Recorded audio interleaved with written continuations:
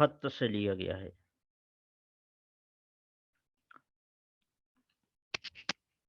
اور خط کہتے ہیں لکیر وغیرہ کھینچنے کو۔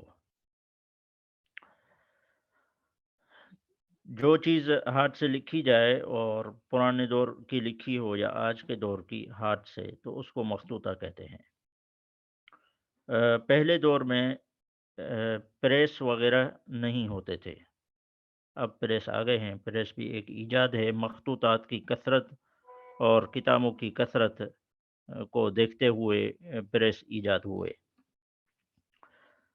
اس دور میں جب پریس کا وجود ہی نہیں تھا، تو ایسی ہمیں کچھ مثالیں ملتی ہیں کہ وراقین، الوراقہ والوراقین کا ایک فن ہوتا تھا کہ علماء حضرات یا خطاط جو خطاطی اچھی جانتے تھے، وہ دکانیں کھول کر مارکیٹ میں بیٹھ جاتے تھے اور کتابوں کو نقل کرتے تھے، اور نقل کرنے پر ان کی دکانوں میں جو کتابیں آ جاتی تھیں نئی، تو ان کے پاس علماء بھی آتے تھے، طلباء بھی آتے تھے، اور وہ اپنے فن کی اور دلچسپی کی کتابیں وہاں سے لے لیتے تھے۔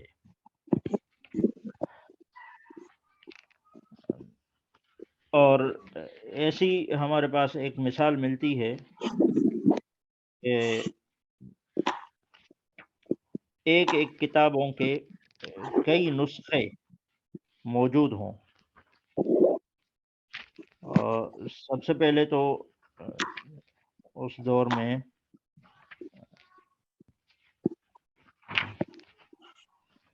کثرت تھی مخطوطات کی، وہ عرب حضرات کے پاس تھی، اور مخطوطات کی ابتدا چین سے ہوئی۔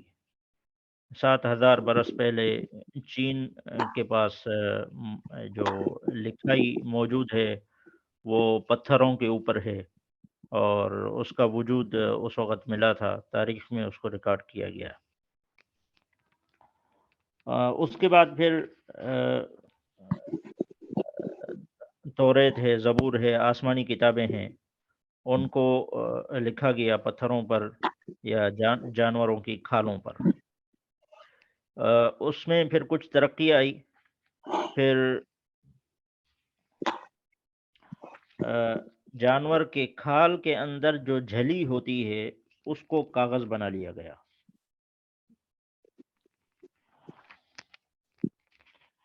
اور اس پر لکھتے رہے۔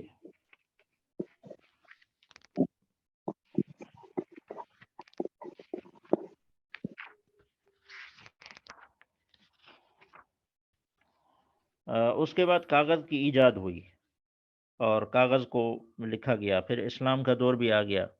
زمانہ جاہلیت میں بھی بہت سارے لوگوں کے پاس اپنے کتب خانے تھے، اور اسلام کے بعد تو پھر اقرا کی جو آیات نازل ہوئیں، تو اسلام کا تعلق پڑھنے پڑھانے سے ہے۔ اس کے بعد لکھنے لکھانے کا جو سلسلہ ہے اور پڑھنے پڑھانے کا سلسلہ اسلام کے دور میں انتہائی خوب اس کی پذیرائی ہوئی اور ترویج ہوئی۔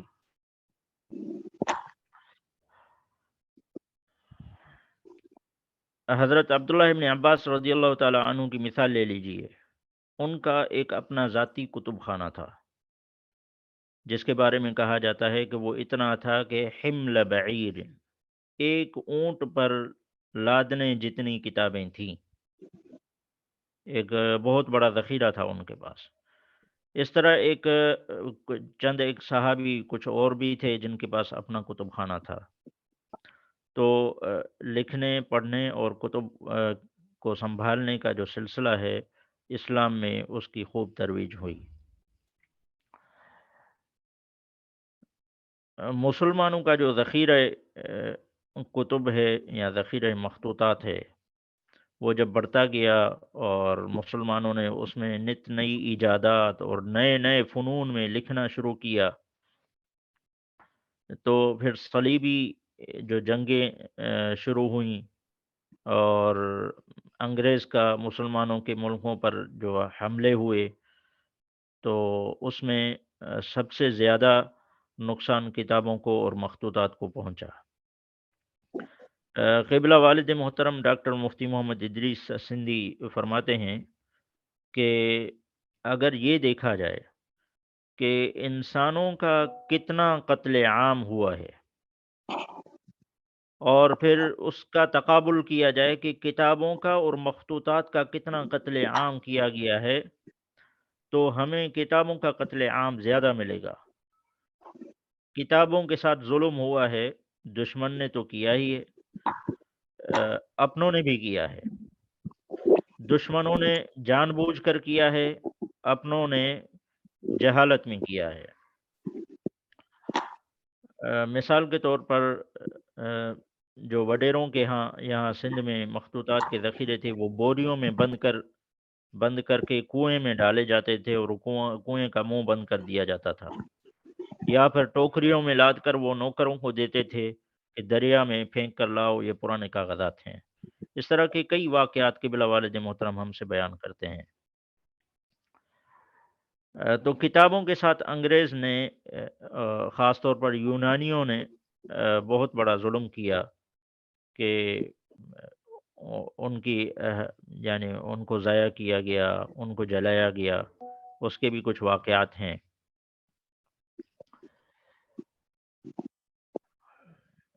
پھر جب یونانیوں کو یہ پتہ چلا کہ ان کتابوں کے اندر بہت سارے علوم پنہاں ہیں، مخفی ہیں، تو انہوں نے ان کتابوں کو پڑھنا شروع کیا، اور پڑھنے کے بعد پھر ایسے علماء بٹھائے کہ ہمیں بتاؤ کہ کون کون سی کتابیں اور کون کون سے مخطوطات کام کے ہیں تاکہ ہم ان سے استفادہ کریں۔ پھر انہوں نے طب اور سائنس کے جو فنون پر مشتمل مخطوطات تھے ان پر کام کرنا شروع کر دیا، اور ان کو سب سے پہلے ترجمہ کرایا عربی سے یونانی زبان میں، اور پھر یونانی زبان کے بعد پھر اس پر تحقیق اور ریسرچ شروع کر کے ان پر اپنے فنون اور علوم کو ترویج دی گئی۔ اس کے بعد پھر تحقیق کا یہ سلسلہ چلتا رہا تا کہ بات پہنچی انگریزوں کے حملوں کی۔ تو انگریزوں نے کافی سارے کتب خانے بغداد میں جلا دیے تھے، اور اس میں کافی سارے ذخائر بھی جلا دیے تھے، اور ایک پورے کا پورا کتب خانہ تو دریا میں بہا دیا تھا، جس کی سیاہی کی وجہ سے دریا کا پانی بالکل کالا ہو گیا تھا۔ اور جو کتابوں کے جلانے کا واقعہ ہے وہ بھی بڑا افسوسناک ہے، اور اس میں کافی سارے مخطوطات کو جلا دیا گیا۔ پھر بھی کچھ مخطوطات رہ گئے، انہوں نے اپنے استفادے کے لیے اور اپنے مفاد کے لیے کچھ محفوظ کر کے رکھے تھے۔ ہلاکو خان نے جب مسلمانوں کے ذخائر پر حملہ کیا تو ہلاکو خان کا ایک وزیر تھا جو کتابوں سے دلچسپی رکھتا تھا، انہوں نے ہلاکو خان سے اجازت مانگی کہ ہمیں اجازت دی جائے کہ کتابوں کو محفوظ رکھا جائے۔ ہلاکو خان نے ان کو اجازت دے دی، اور پھر وہ مخطوطہ آج کل محفوظ ہے، اور اس کو ایک نام دیا جاتا ہے کوپریلی، اور پھر کچھ مکتبات ہیں ان میں وہ ذخیرہ موجود ہے، 3-4 کتب خانوں کی شکل میں، جن میں لاکھوں مخطوطات ہیں۔ ان کی صورت میں صرف وہ ذخیرہ موجود ہے جو ہلاکو خان کے وزیر نے ان سے محفوظ کرایا تھا۔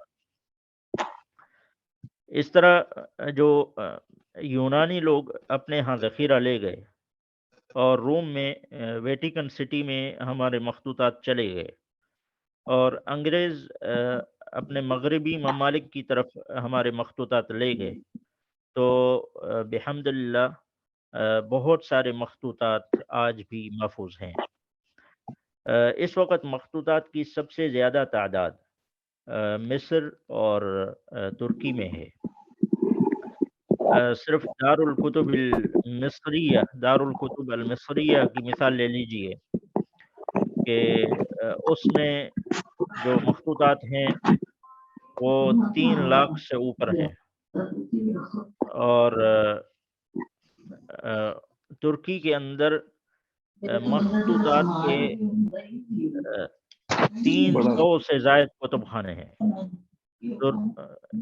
یہ شور آ رہی ہے ڈاکٹر سہیب صاحب؟ اب ٹھیک ہو. تو ترکی میں صرف مخطوطات کے جو ذخیرے ہیں وہ 300 ہیں. ان کی فہرست بھی بنی ہوئی ہے اور ان کے کتب خانوں کے نام بھی شیئر کیے گئے ہیں. پھر ایک کام بنا کہ جو ذخیرے ہیں مخطوطات کے، ان کی فہرست بنائی گئی اور یہ فہرست کا سلسلہ آج تک جاری ہے. اور ترکی کے کتب خانوں کی فہرست، بہت سارے کتب خانوں کی فہرست چھپی ہوئی ہے. دیگر ممالک کے کتب خانوں کی فہرست بھی چھپی ہوئی ہے. آپ انٹرنیٹ پر سرچ کریں گے تو ان کی فہرست آپ کو ملے گی. پاکستان میں عربی مخطوطات کی جو فہرست ہے وہ ڈاکٹر احمد خان نے شائع کی ہے، جو مرکز حمایت المخطوطات العربیہ کے نگران ہیں. اسلام آباد میں رہتے ہیں، آج کل بوڑھے ہو گئے ہیں. مولانا عبدالعزیز میمنی کے شاگرد.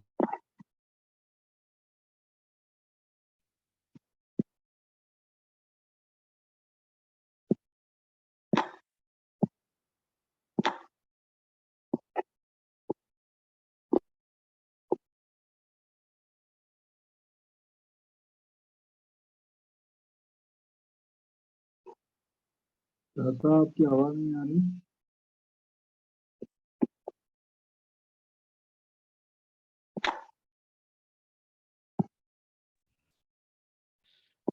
السلام علیکم ورحمۃ اللہ. ڈسکنیکٹ ہو گئی تھی کال. تو ڈاکٹر احمد خان نے اس پر کام کیا تھا. 10 جلدوں میں عربی مخطوطات کا ذخیرہ انہوں نے پیش کیا ہے قوم کے سامنے. وہ مطبوع ہے، وہ ہمارے کتب خانے مکتبہ قاسمیہ کنڈیارو میں موجود ہے. جی اسکرین شیئر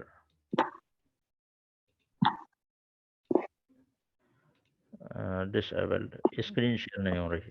چلیں. تو مخطوطات کا ذخیرہ اس طرح ظہور پذیر ہوا. ہمارے والد محترم وہ مخطوطات کے ذخیرے سے دلچسپی رکھتے ہیں.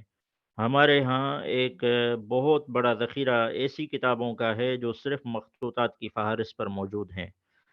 جو بھی پی ایچ ڈی کرتا ہے کسی عالم پر یا ایم فل کا ریسرچ کرتا ہے تو وہ اگر کسی عالم کے مخطوطات یا ان کی کتابوں کی طرف رجوع کرنا چاہتا ہے تو ہمارے ہاں امریکہ کی لائبریریوں کی اور ترکی کی لائبریریوں کی اور بہت ساری لائبریریز کی مخطوطات کی فہرستیں موجود ہیں اور ان سے استفادہ کیا جاتا ہے. اس طرح ہمارا ایک کام ہے جو جاری ہے. آپ دعا فرمائیے کہ اللہ تعالیٰ اس کو مکمل کرے. کہ آواز نہیں آ رہی؟ آ رہی ہے آواز آ رہی ہے. ہاں ٹھیک ہے، صحیح ہے. تو ایسا ایک کام جاری ہے کہ جو فہرست مخطوطات ہے ان کی ایک جامع فہرست آ جائے کہ کون کون سے ذخائر کی فہرستیں کہاں کہاں کس کس حالت میں موجود ہیں اور ان کو پی ڈی ایف بنایا جائے. اور ان کے کافی سارے ذخائر آج کل انٹرنیٹ کے ذریعے آ بھی چکے ہیں. یہاں سندھ کی اگر بات کی جائے تو سندھ میں مخطوطات کے ذخائر بہت زیادہ ہیں، بہت زیادہ ہیں بھی صحیح اور تھے بھی صحیح. مخدوم محمد ہاشم ٹھٹوی رحمۃ اللہ علیہ کا کتب خانہ دیکھ لیجئے. مخدوم محمد جعفر بوبکانی رحمۃ اللہ علیہ کا کتب خانہ دیکھ لیجئے. اور کبار علماء کے اگر کتب خانوں کو ہم دیکھیں تو وہ کہیں ادھر ادھر ضائع نہیں ہوئے، وہ یہیں موجود رہے. جہالت کی وجہ سے کچھ مخطوطات ضائع ہوئے اور کچھ مخطوطات محفوظ ہوئے. مثال کے طور پر پیر جھنڈو کے کتب خانے کے مخطوطات کی بات کر لیجئے تو یہ اس کی تاریخ میں مذکور ہے کہ مخدوم محمد ہاشم ٹھٹوی رحمۃ اللہ علیہ کا پورا کتب خانہ، جس میں فاقیہۃ البستان کے آخر میں صرف 300 مخطوطات کی فہرست مخدوم صاحب نے لکھی ہے کہ میرے پاس یہ 300 مخطوطات موجود ہیں. اور اس طرح کئی اور کتابوں کے پیچھے مخدوم صاحب نے اپنے ذخیرہ کتب کی ذخیرہ مخطوطات کی فہرست دے دی تھی۔ وہ پورا کا پورا ذخیرہ منتقل ہوا پیر جھنڈوں کی لائبریری کی طرف سے۔ تو جب ان کا آپس میں کوئی جھگڑا ہوا، اختلاف ہوا، تو اس کتب خانے کو تقسیم کیا گیا۔ ایک ذخیرہ کسی ایک بھائی کے حصے میں چلا گیا، دوسرا ذخیرہ کسی دوسرے بھائی کے حصے میں چلا گیا۔ تو اتنی بے احتیاطی کے ساتھ وہ منتقل کیا گیا کہ درمیان میں مخطوطات پورے کے پورے یا ٹوٹے ہوئے ورقے وہ گرتے جا رہے تھے۔ گدھا گاڑی پر وہ منتقل کیے جا رہے تھے اس وقت، تو وہ گرتے جا رہے تھے۔ جو گرتے جا رہے تھے وہ بھی کسی نے محفوظ کر لیے، اور الحمدللہ آج وہ بھی محفوظ ہیں۔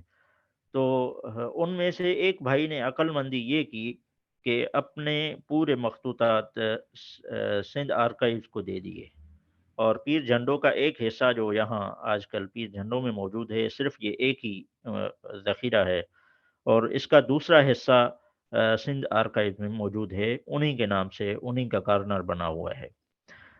اسی طرح ڈاکٹر نبی بخش خان بلوچ رحمۃ اللہ علیہ کا جو ذخیرہ کتب تھا، ذخیرہ مخطوطات تھا، وہ بھی سندھ آرکائیو میں موجود ہے۔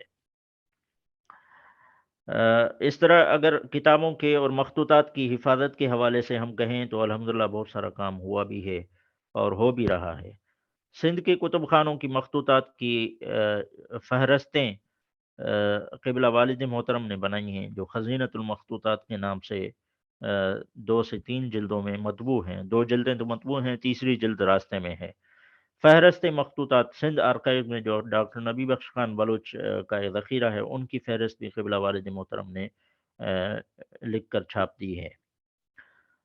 اس طرح ذخیرہ مخطوطات تک رسائی آج کل بہت زیادہ آسان ہے، اور ان کے طریقے ہیں۔ میں نے ایک کام کیا ہے کہ ایک ڈسک اسٹیشن لیا ہے، خرید لیا ہے، وہ تقریباً 3.5 سے 4 لاکھ روپے کا ایک مشن مجھے پڑا امریکہ سے۔ تو اس میں میرا مشن یہ ہے کہ پوری دنیا کے مخطوطات اس طرح جمع کروں جس طرح مشرف شہری نے کیا تھا۔ مشرف شہری نے بڑا کام کیا، مگر اب ان کی فوتگی کے بعد وہ ذخیرہ اب شاید ہمارے ہاتھ نہ آئے، مگر کچھ ذرائع ایسے ہیں جن کے ذریعے انشاءاللہ وہ مجھے میسر ہو جائے گا، اور پھر ہم کسی ویب سائٹ کے ذریعے آپ حضرات کی خدمت میں پیش بھی کر دیں گے۔ تو مخطوطات میں اکثریت عربی مخطوطات کی ہے، باقی دیگر زبانوں میں، علاقائی زبانوں میں بھی مخطوطات ہیں، فارسی میں، اردو میں، سندھی میں، اور ترکی زبان میں، مگر عربی مخطوطات کی کثرت ہے۔ عربی مخطوطات پر کام کرنے کا جو طریقہ ہے وہ اس پر ہم نے ایک لیکچر تیار کیا تھا، غالباً کوئی 42 سلائڈز تھیں کہ عربی مخطوطات پر تحقیق کرنے کا مکمل راستہ کیا ہے، کون سا راستہ ہم لیں تاکہ عربی مخطوطات پر ہم تحقیق کر سکیں۔ اس میں اسٹیپ بائی اسٹیپ ہم نے بتایا ہے کہ یہ چیزیں آپ سیکھتے جائیں تاکہ آپ مخطوطات پر تحقیق کرتے جائیں۔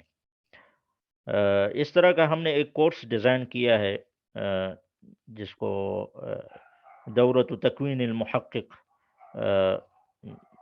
کسی کو محقق بنانے کے لیے ایک دورہ ہے جو تقریباً 6 ماہ سے زیادہ عرصے پر محیط ہے۔ اگر اس کو باقاعدہ کوئی سیکھنا چاہے تو آن لائن ان کی کلاسیں ہوں گی انشاءاللہ، اور اسی کے ذریعے کسی پلیٹ فارم سے انشاءاللہ اس کی نشر و اشاعت کی جائے گی۔ ڈاکٹر صاحب، میری مخطوطات کے ذخیرے کے حوالے سے بات مکمل ہوئی۔ اب آگے اگر وقت ہو تو ہم اپنے اس پریزنٹیشن کو پیش کریں، اگر نہیں تو پھر سوال و جواب کی طرف ہم آ جائیں۔ عبدالباقی صاحب یہ ٹائم ہے، آپ شروع کر دیں۔ جی وقت ہے، ابھی شروع کر دیں۔ وقت ہے ہاں، کہ تو ہم کس طرح مخطوطات سے فائدہ لیں اور کس طرح ہم تحقیق کریں مخطوطات۔ جی یہ اسکرین شیئر کا میرے پاس آپشن نہیں آ رہا۔ ٹھیک نہیں آ رہے گا۔ ہاں، آپ اسکرین شیئر کرنے کی مجھے اجازت دے دیں۔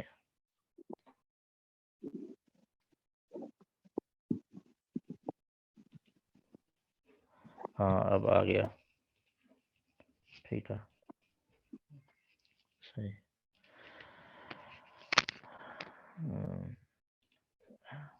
تو اس میں ہم اسٹیج 1 پر تھے۔ اسٹیج 1 میں تحقیق کا مفہوم اور تحقیق کے اصول اور مناہج کیا ہیں، ان کے تھاٹس کیا ہیں۔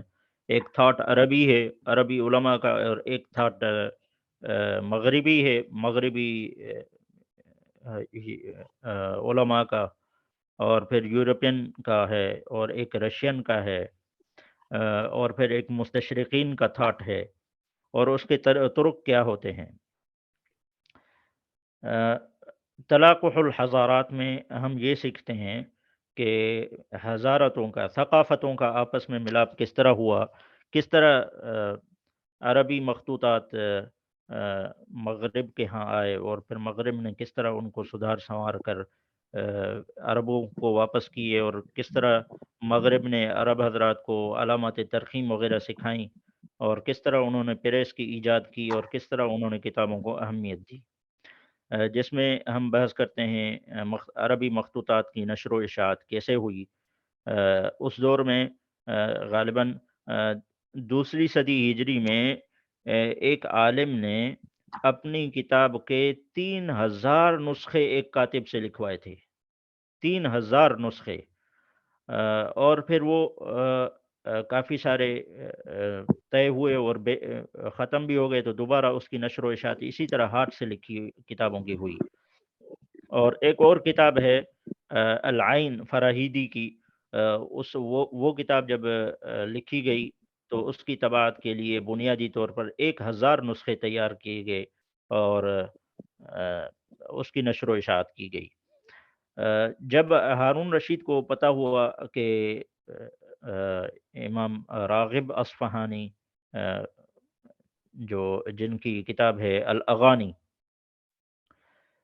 راغب اصفہانی یا جو بھی ہیں، اصفہانی اس کو کہتے ہیں، الاغانی کتاب وہ لکھ رہے ہیں، اور بڑی مزے کی کتاب ہے۔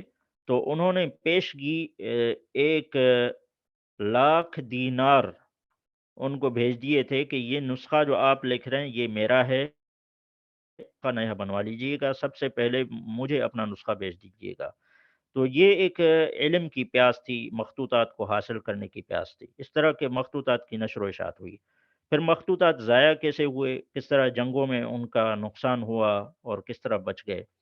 اور اب ضخامت و عدد المخطوطات کیا ہے، مخطوطات کی تعداد کتنی ہے، اور کتنی تعداد ان کی موجود ہے پوری دنیا میں، وہ میں نے بتائی کہ اگر ان کو ہم آج کل کے میزان میں سمیٹ لیں تو کوئی 22 ٹی بی 22,000 جی بی سے اوپر کی آپ کو اسپیس ہونا چاہیے، اس میں وہ مخطوطات سما سکتے ہیں۔ اور پھر مخطوطات کے بعد طباعت کی تاریخ پر بحث ہوتی ہے کہ پریس کی ایجاد کب سے ہوئی اور کیسے ہوئی، اور پریس کا وجود کیوں کر لازمی ہوا، اور پھر مخطوطات کے ذخیرے کہاں کہاں ہیں اور کس طرح ہیں، کس حالت میں موجود ہیں، ان پر ہم نے تفصیل سے بات کی۔ کتب خانوں کی ابتدا کہاں سے ہوئی، اس پر ہم نے مختصراً بات کی۔ اور عالم اسلامی کے مشہور کتب خانے کون سے ہیں، یہ بھی ایک طویل طلب محاضرہ ہے۔ اور مخطوطات کے مشہور کتب خانے پوری دنیا میں کون سے ہیں اور کتنے ہیں، یہ بھی تفصیل طلب ہے۔ اور عربی مکتبات کتب خانے کون سے ہیں، مشرق اسلامی میں کتب خانے، اور مغربی ممالک میں مخطوطات کے کتب خانے کون سے ہیں، اور مخطوطات پر رت جگے کرنا، راتوں کو دیر تک بیٹھنا، اور پھر انہی مخطوطات کے اوپر اپنی زندگیاں بسر کرنا، یہ تمام چیزیں اس لیکچر میں ڈسکس کی جائیں گی۔ اس کے بعد ہم آتے ہیں علامات الترقیم کی اہمیت کیا ہے، اور پھر علامات الترقیم کون سی ہیں، اور علامات کا استعمال کہاں-کہاں ہوتا ہے، کیسے ہوتا ہے؟ خاص طور پر مخطوطات میں علامات ترقیم کیسی ہوتی ہیں؟ جو قدیم دور میں جب علامات ترقیم انگریزوں سے عربوں کو نہیں ملی تھی، تو اس وقت مخطوطات میں پرانے علماء کس طرح ترقیم کا استعمال کرتے تھے؟ مثال کے طور پر ایک نوٹ لکھنا چاہتے تھے تو اس کو علّم کے ساتھ واضح کر دیتے تھے، اور فاصلہ دینا چاہتے تھے تو وہاں سل لکھ دیتے تھے، اور جہاں شدّ دینا چاہتے تھے تو شدّ کا ایک فعل لکھ دیتے تھے پورا شدّ، اور مد کا استعمال کرتے تھے تو مد لکھ دیتے تھے، اور اسی طرح الف ہا لکھ دیتے تھے کہ یعنی یہاں پر بات ختم ہوئی، وہ انتہا کی طرف اشارہ کرتا تھا۔ اس کے بعد قدماء اور محدثین کے رموز کیا رہے ہیں، اور انہوں نے کیا-کیا اشارات دیے ہیں، جو علامات ترقیم میں بھی استعمال ہوتے ہیں، اور کتابوں کے حوالے سمجھنے کے لیے، ریفرنسز سمجھنے کے لیے استعمال ہوتے ہیں۔ اور مخطوطات کا موجود ذخیرہ اور اس وقت جو جدید املا ہے، یہ کیا ہے اور اس کو کس طرح سمجھا جا سکتا ہے کہ اسے مخطوطات سے استفادہ کیا جائے؟ یہ چیزیں اس میں بحث کی جاتی ہیں۔ آ، قرآن کا جو خط ہے، اس کی قدسیت کیا ہے، اس کی اہمیت کیا ہے؟ اور قرآن کریم کے اندر جو املا کا رسم ہے، وہ کون-سا ہے؟ اور جو ناسخین اور خطاطین ہوتے تھے، ان کا املا کیسے ہوتا تھا؟ یقیناً دونوں میں بہت زیادہ فرق ہے۔ جو قرآن کریم کا املا ہے وہ توقیفی ہے، اور جو خطاطوں کا کاتبوں کا املا ہے وہ توقیفی نہیں ہے۔ قرآن مجید کا جو املا ہے وہ رسم عثمانی کہلاتا ہے، اس پر مستقل کتابیں موجود ہیں۔ اس پر ایک جامع چیز آپ کو انٹرنیٹ کے ذریعے سے مل جائے گی۔ لاہور والوں نے ایک کتاب چھاپی تھی، ایک خاص شمارہ رسم قرآنی کے حوالے سے، اس میں بہت سارے مفید مضامین ہیں۔ اس میں مناہج ہیں 2، ایک منہج ابن ابی داود ہے، اور دوسرا منہج دانی ہے، جو ہمارے ہاں بلکہ ابن ابی نجاح کا منہج ہے۔ جو ہمارے ہاں رائج ہے وہ ابن ابی داود، جس کو منہج دانی بھی کہتے ہیں، وہ رائج ہے یہاں بر صغیر کے علاقوں میں۔ اور عرب حضرات کے ہاں جو رسم رائج ہے وہ امام ابی داؤد ابن ابی نجاح کا ہے۔ آپ اسی لیے دیکھتے ہیں فرق ہے یہاں کے قرآن مجید کے رسم کا اور وہاں کے قرآن مجید کے رسم کا۔ یہاں کا جو قرآن مجید ہے وہ ہم لوگ آسانی سے پڑھ سکتے ہیں، اور ان حضرات کو جب دیا جائے تو وہ بڑی مشکل میں پڑ جائیں گے، اور وہاں کا قرآن مجید اگر یہاں پر آ جائے تو ہم لوگ بڑی مشکل میں پڑ جائیں گے اور اس کو پڑھ نہیں سکیں گے، اگر پڑھیں گے تو اس میں غلطیاں کر بیٹھیں گے۔ یہ رسم کا فرق ہے، اس رسم کو سیکھنا بھی بہت ضروری ہے۔ معلوم ہوا کہ قرآن مجید میں جو رسم ہے املا کا، وہ توقیفی ہے، اور اس کے ایک اپنے اصول اور ضوابط ہیں کہ آج کل کے علامات ترقیم قرآن مجید کی آیتوں میں اپلائی نہیں ہوتے۔ کاتبین اور خطاطین کے جو املا کے اصول و ضوابط ہیں، وہ ہماری اس مخطوطات کی تحقیق پر اپلائی ہوں گے۔ قرآن مجید کی آیات کو ہم اگر مخطوطات میں لینا چاہتے ہیں تو اس کا ایک الگ سے سافٹ ویئر بھی ہے جس کو مصحف المدینۃ المنورہ للنشر الحاسوبی کہتے ہیں۔ قرآن مجید کی آیات وہیں سے بعین ہی لینی چاہیے۔ یہ تو ہوئی بات وہاں، اگر ہم آپ عرب ممالک میں ہیں اور عربی کسی مخطوطے پر کام کر رہے ہیں تو اگر کسی یہاں بر صغیر کی کتاب ہے، سندھی میں ہے، اردو میں ہے یا انگلش میں ہے، تو ان کے لیے نور الہدا کے نام سے ایک سافٹ ویئر ہے۔ وہ ورڈ فائل میں ایک مختصر سافٹ ویئر ہے جس میں قرآن مجید بر صغیر کے رسم میں موجود ہے، ان کے الگ فونٹس بھی آتے ہیں، وہاں سے آپ سلیکٹ کر کے آیت وہ پیسٹ کر سکتے ہیں۔ مطلب یہ ہے کہ قرآن مجید کی آیات میں اتنی احتیاط کرنی چاہیے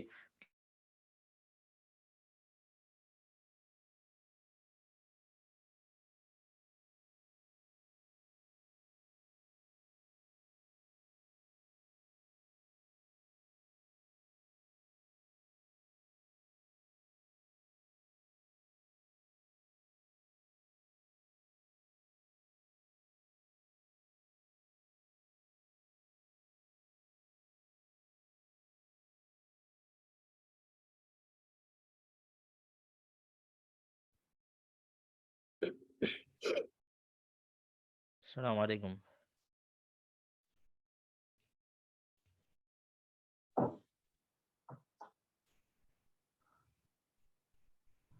السلام علیکم. وعلیکم السلام ورحمۃ اللہ. تو یہ بات ہوئی کہ قرآن مجید کی جو آیات ہیں وہ بعین ہی لینی چاہیے، اپنی طرف سے ٹائپ نہیں کرنی چاہیے، کیونکہ رسم کے معاملات بڑے نازک ہوتے ہیں، ممکن ہے ہم کسی غلطی میں پڑ جائیں. اس سے بچنے کے لیے بہتر ہے کہ ہم وہاں سے کاپی پیسٹ کر کے لیں، اور باقی جو چیزیں ہیں مخطوطات کا حصہ ہے وہ اپنی طرف سے ٹائپ کرنا چاہیے. ٹائپ کرنے میں یہ خیال رہے کہ ہمارے ہاں جو کی بورڈ چلتا ہے وہ سندھی میں اور اردو میں چلتا ہے، اسی سے ہم عربی ٹائپ کرتے ہیں. یہ بھی ایک بہت بڑی غلطی ہے. جب ہم اپنی کتاب یا اپنا مسودہ کسی عرب پبلشر کو دیتے ہیں تو وہ کتاب چھاپنے سے معذرت کر لیتا ہے، کیونکہ جب وہ اپنے سافٹ ویئر میں اس آپ کے ورڈ فائل کو ڈالتا ہے تو ان کے ہاں حروف ٹیڑھے میڑے ہو جاتے ہیں اور ادھر ادھر حروف بھاگ جاتے ہیں. دوسری بات یہ ہے کہ پہلے دور میں یہ کتابیں کمپوز ہوتی تھیں ان پیج میں. ان پیج خالصتاً بر صغیر کی ایجاد ہے اور یہ عربوں کی ایجاد نہیں ہے، اس لیے ان پیج کی کوئی بھی فائل عرب ممالک میں قابل قبول نہیں ہے، اس کو چھاپنے سے وہ معذرت کر دیتے ہیں. اس لیے ہمیں کوشش کرنی چاہیے کہ ہم جب عربی کمپوز کریں تو عربی کی بورڈ استعمال کریں. اس کے بعد جو موجودہ رسم ہے خط کا، تو اس پر کچھ ملاحظات ہیں کہ بعض حروف کا آپس میں مل جانا ہے اور یا ملانا ہے، اور بعض حروف کا حذف ہو جانا ہے یا حذف کرنا ہے، اور فرق کرنے کے لیے الف کا ڈالنا ہے، یا پھر حمزے کی رسم کیسی کی جائے، یعنی حمزے کو کس طرح لکھا جائے. اگر حمزہ مفتوح ہو اور مضموم ہو تو کس طرح لکھا جائے گا، اگر مکسور ہو کسرے والا ہو تو اس کو کس طرح لکھا جائے گا. اور اسی طرح حمزہ اگر واو مدی کی شکل میں آ رہا ہے تو کس طرح لکھا جائے، اور اگر یا مدی کی شکل میں آ رہا ہے تو کس طرح لکھا جائے، اور الف مدی کی صورت میں آ رہا ہے تو کس طرح لکھا جائے. اسی چکر میں حمزے کے دو اقسام ہیں، ایک حمزہ وصل ہے، دوسرا حمزہ قطع ہے. حمزہ وصل خالی حمزے کی طرح ہوتا ہے بلکہ الف کی طرح ہوتا ہے، اور حمزۃ القطع ایسا حمزہ جو الف کے اوپر چھوٹا سا حمزہ لگا دیا جاتا ہے اوپر یا نیچے، اس کو حمزہ قطعی کہا جاتا ہے. اس کی 8 اقسام ہیں. کچھ علماء حضرات اس کی 9 اقسام بتاتے ہیں اور کچھ 13 اقسام بتاتے ہیں. اور جو الفاظ دیگر زبانوں سے عربی بن کر آ جائیں تو ان کو کس طرح لکھا جائے، ان کا بھی ایک الگ طریقہ کار ہے. اس طرح تحقیق ہے مستشرقین اور عرب کے درمیان کہ پرانے لوگوں کا مخطوطات کا کتنا اہتمام رہا ہے، وہ کتنا اہتمام کرتے تھے، اور مخطوطات کی تحقیق میں مستشرقین کا کتنا کردار رہا ہے اور کیا کیا کام انہوں نے سر انجام دیے ہیں. السلام علیکم سر، سوری فار اور ڈسٹرکشن. یہ دوبارہ سے اپ گریڈ کرنا ہے یا نہیں؟ بس کیونکہ 1 منٹ رہ گیا ہے ہمارے پاس.